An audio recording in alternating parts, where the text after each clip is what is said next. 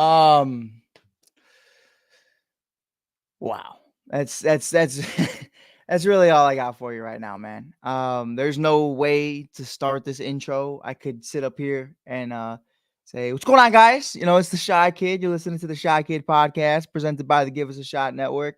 Make sure you hit that follow button. But just don't have it in me today. Just don't have it in me. Welcome to the Shy Kid podcast. Welcome to the Give Us a Shot Network. Appreciate you being here. This is a Chicago Bears therapy session. We're going to be doing these every single game, good or bad or ugly. Post game for the Chicago Bears season. This isn't your normal Shy Kid episode. It's just a therapy session. We sit in here, we talk, we read the TikTok comments, we read the comments all over the chat.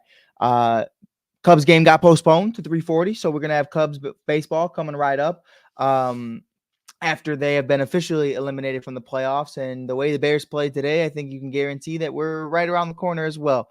But we got a lot to talk about today, man. We got a lot to talk about. I think there was some good, there was some bad, and there definitely was some ugly in this game. The Chicago Bears drop against the Indianapolis Colts in Indy, 21-16. Let's start with Caleb Williams. Caleb Williams, number one overall pick after over 10 official quarters in the NFL. He gets his first passing touchdown to Rome Odunze. They get to fight over the ball. Who's going to get that?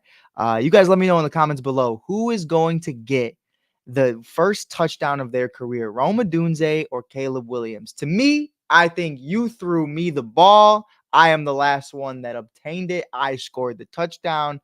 I think it belongs to Rome Odunze, but because Caleb is the starting quarterback, I think Rome will do his due diligence and give it to Caleb. But that's a tough one. That is a super tough one because I know neither of them want to give up that ball. And I loved the little game of back and forth. They were playing ball tag with the ball, trying to get to see who was going to get it. So let me know in the comments below, who do you think ends up with the first career touchdown, Rome or Caleb? It's interesting, man. It's interesting for sure. My boy Ven said bad news Bears, boyo. Can't even speak right now. Yeah, really bad news. I mean, it's about as bad as that really awkward dinner you had when you were like 9 years old when your parents told you they were getting divorced. And that it's one of those bad news. You know what I mean? It's one of those bad news because we got a lot of news. Um but no, man. There's a lot that goes into it. There's a lot that goes into this season. It's gonna be a long year. It's gonna be a long year, man. So buckle up or get the fuck out. That's really how I'm gonna put it to you because there's gonna be ups and downs to this season. There's gonna be ups and downs to everything we see. Obviously, if you follow me on Insta, you saw I posted a picture of Justin Fields with "I Miss You" by Blink 182 playing in the background. So that's how I was feeling in the first half because Justin Fields is undefeated this year. Rushing touchdown today with the Pittsburgh Steelers. They are 3-0. Can't wait for Hard Knocks to drop that to really see Fields just be the best version of himself. He deserves it. But that's really how I felt, man. That's really how I felt in the beginning of this game. I really just didn't know what we are waiting for. You know what I mean? Like, I think when you've been deprived of something for so long, I think you want it as soon as possible. I think a lot of us here today want Caleb Williams to throw 3 touchdowns a game for 4,000 yards a season, for 400 yards a game. You know what I mean? And get the win every single game. But that's just not realistic to where we are. It's not realistic to where we are. It's not the situation at hand. Obviously, he's not going to be Patrick Mahomes off the rip. And that's even a tall order to ask him to be Patrick Mahomes at any point. But what I will say is this. I think it's really hard for me to understand how it took over 10 quarters of regular season football and over 15 quarters, if you're counting the preseason, for Caleb Williams to get his first passing touchdown. That has nothing to do with Caleb Williams. That has nothing to do with Rome Odunze or Keenan Allen, or well, kind of Keenan, but or DJ Moore or anybody else. It has everything to do with this play calling. It has everything to do with this offensive line, and it has everything to do with Matt Eberflus, who blows timeouts like shorties on. I'm not even gonna go there. blows timeouts like cokeheads at a strip club. That's really just what it comes down to. I mean, it's really just crazy to me um, to see just such a lackluster effort from this offense. And that's really what it comes down to. Caleb Williams in the second half of this game looked great. I think he made a lot of progressions. I think he made a lot of adjustments from what we saw in the first half. Um, but here's what I'm going to say to you. I don't understand how you can run for the majority of the game. I would say about 65 to 75% of the game is screen plays or plays under 10 yards. And that's really what it is. And you watch that time and time again. Screenplay after screenplay after screenplay. And then on third and fourth, multiple times, you have Caleb Williams air it out for a 40-yard bomb to Rome Odunze in each spurt. And both of those times, Caleb Williams overthrew him by about 10 to 15 yards. So, like, again, that is on Caleb. But on third and fourth, when the play call is going deep, when it is a one-score game, maybe a 10-point lead at most, why aren't you just going for the first down? Why are you taking the biggest shots in the most crucial parts of the game? That, for me, whether that's Shane Waldron, whether that's Caleb Williams, it needs to be fixed and it needs to be nipped right now. Because if you convert on either of those third downs and you can just run the ball down and figure out an opportunity for yourself, even to just score field goals. I mean, if we're being completely honest, if every single one of those drives we came out with a field goal, I think we win this game. No? Like, I mean, it's really just it's that simple. It's that simple. And you know what? I will say this. You know, you could say what you want. You could say what you want right now. You could say the Chicago Bears need Justin Fields. You could say Fields is 3-0 and he's much better than the Bears are. But the reality is this. Caleb Williams just threw for 363 passing yards. The last time I remember any quarterback even sniffing that was 2018 against Tampa Bay with Mitchell Trubisky in the 6-touchdown game. And that was a fluke. He did it in his third game without Keenan Allen. So you look at that and you go, okay, there's progress. Rome Odunze, 6 receptions for 112 yards, 1 passing touchdown. Love to see it. This is progress. This is the progress that we're talking about. Now, again, there is no positive loss. There is no moral victories. That's not what we're doing here. But Caleb Williams goes 33 for 52 with 363 passing yards, 2 touchdowns, 2 interceptions. You have Rome Odunze in 6 receptions, has 112 receiving yards and 1 receiving touchdown. We're seeing it. We're seeing them come together. You have Cole Kmet, who ties his career high, 10 receptions for 97 yards and a late game touchdown. Cole Kmet went on a fucking run. He was putting the team on his back. DJ Moore, 8 receptions for 78 yards. Roshan Johnson, 4 for 32. DeAndre Carter, 3 for 22. Like, guys are getting the ball. Guys are getting the ball, and whether it's a screenplay or not, Caleb is moving the chains. So I like what we're seeing from that regard. It's definitely showing that this is the guy that you're going to move forward with. Justin Fields has yet to scratch 250 yards passing this year. So, you know, if you're still not over that, it is what it is at the end of the day. You just got to get over it. So, again, 363 passing yards, cool. 2 touchdowns, awesome. Congratulations. But that was not a good game. That was not a good game by any means. That was not a game that I'm proud of. I think Caleb Williams made great adjustments, and we can talk about that if I'm in the film room, if I'm Shane Waldron. But again, Nate Davis is not in this game because Nate Davis hates playing football. Then he ends up in this game, and he immediately starts shitting the bed. This offensive line is not great. There are so many issues with the play calling with Shane Waldron, and a lot of Seattle Seahawks fans kind of warned us and talked about how it's going to be a situation where he's going to run a lot of screen plays or a lot of plays under 10 yards. And that's just who he is. But, you know, when you have a plethora of weapons at your disposal, it's really frustrating to kind of get behind that, especially when you have a defense that I will say time and time again is the best defense in the NFL are the Chicago Bears of 2024. I think you have to be able to score more than 16 points a game. You have to. I mean, if we're going to be completely honest, the Chicago Bears were outscored by the Green Bay Packers defense in the first half of this game. They had a pick six against Will Levis, another one. Shout out to him. And we couldn't put up a touchdown. Defenses are scoring more than our offense. Sometimes our defense is scoring more than our offense. We saw that in week 1. So, there's a lot to be said. There's a lot of anger and frustration throughout the entire organization, especially from the fan base. I think it's going to be interesting to see what happens. I don't know what that potentially looks like or how the play calling can be changed as Caleb continues to grow or this line starts to give him a little bit more time. But I saw a lot of good today. I saw a lot of good in the second half. I was ready to explode. You guys know I was ready to explode in that first half. But there was a lot more positivity towards the second half that kind of gave me a different perspective. Now, what I will say is this.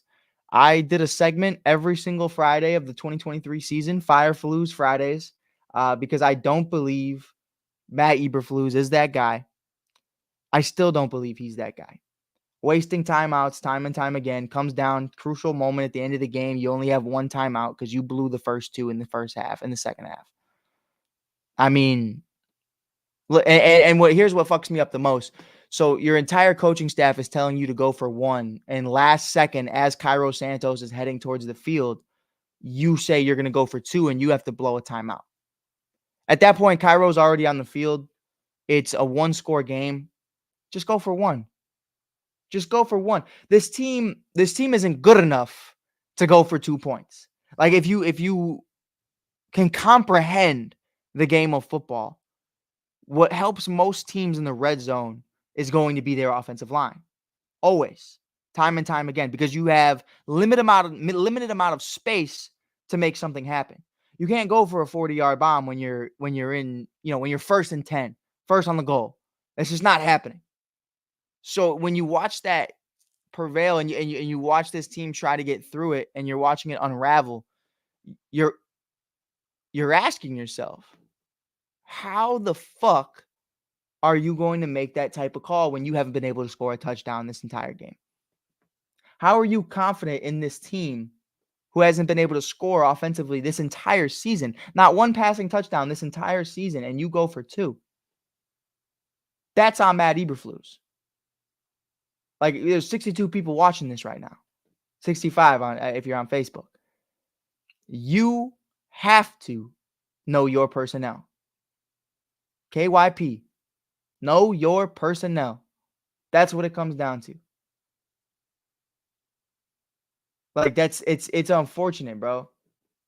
It's really unfortunate because you watch time and time again Flus make these moves, acting like we're the Detroit Lions, acting like we have a Penei Sewell, acting like we're an experienced team. We're not. Take the points, save your timeouts, and see what you could put together towards the end of this half, towards the end of this game. Whether it was last week with Kyler Gordon or whether it was week 1, just blowing timeouts just because you felt like it, you wanted to get the right personnel out there. Your personnel should be out there. You should have the right guys out there and the right guys in position. Shouldn't be this hard. That's just what it is. People saying I'm yapping in the comments. I mean, yeah, I'm yapping, brother. I'm yapping, and I appreciate you for sending the rose. Appreciate everybody who's tuned in. But I don't have the time. I don't have the time for this. Like, I always think about it. Like, I love my dad, and God rest his soul, but he could have been a fan of so many different organizations. There's so many, literally so many to choose from. And he was a diehard Chicago Bears fan and made me one. And sometimes I just think, man, like, fuck. like, are we cursed? Is this like, what are we doing? You know what I mean? And I don't know. Again, this is week 3. Week 3 of the 2024 NFL season. Caleb Williams in game number 3 threw 363 passing yards. That is something to take pride in. That is something we should be proud of. So again, it's not the end all be all. Caleb Williams, 33 for 52 passing attempts is fucking crazy. If you think back to last year, this time last year, Justin Fields could barely give you 15 passing attempts a game. So the fact that we're at 52 is fucking great. It's definitely a change of pace. So I'm not upset. I'm not too frustrated about what we saw today from Caleb Williams. I do think there's a lot of inaccuracy. There is a lot of decision making that I feel like you're playing hero ball when you should just be trying to be a game manager. And I understand Caleb Williams is much better than a Brock Purdy or a Sam Darnold, which I shouldn't even say that because Sam Darnold had 4 passing touchdowns and torched the Houston Texans today. Whatever. But I think in certain parts of this game, you have to be a manager. You have to understand the clock. You have to try to get first downs. You see guys do it. Drew Brees, Aaron Rodgers, Peyton Manning. Of course, they're still legends. They're still Hall of Famers. But in the end of the day, you gotta be able to win games in order to make those things happen. You know what I mean? You gotta get first downs in order to get to the red zone. It's what it comes down to. So I think there's a lot of different ways we could look at this. I think overthrowing Roma Dunze on 3rd and 4th for 40-yard plus gains was a mistake. You should have just tried to get the first. That's really where I'm at. That's really where I'm at. If you feel differently, you feel differently, and that's okay. But that's where I'm at. You know what I mean? Like again, I I don't know. I don't know. I don't know because it's one of those things where I'm not gonna blame Caleb because he's a rookie. I'm not gonna blame Shane because his offensive line is shit. And I don't know. I think at the end of the day, games like this fall on coaching and your front office. That's what it is. Because coaching wise, you look at the screenplay after screenplay after screenplay, and you're looking at Shane Waldron, and you're like, "What the fuck are we doing?" And then you look at Matt Eberflus blowing timeouts, and we lose that game because we don't have enough to get them to convert. Now, obviously, they end up getting a first down anyway and put us away, but the defense was exhausted. Neither here nor there. But what really gets me going is the fact that we are 3-4 years into the Ryan Poles experiment. And the only offensive lineman you've drafted in the first 2 rounds was Darnell Wright. Really, you drafted Darnell Wright, and that's really it. And for him to have experience in the NFL as an offensive lineman, not a good one, didn't even make the Bears team when he was on the on the training camp squad way back when. You look at that though, and you kind of ask yourself like, how has a former offensive lineman not addressed this offensive line? Nate Davis is collecting a check. He doesn't want to be a Chicago Bear. He shows up when he feels like it. Larry Borum, Braxton Jones, guys like that. They're not long-term answers. That's just really what it is. They're not long-term solutions. They never were. They were good and startable for the Chicago Bears, which isn't saying much. You know what I mean?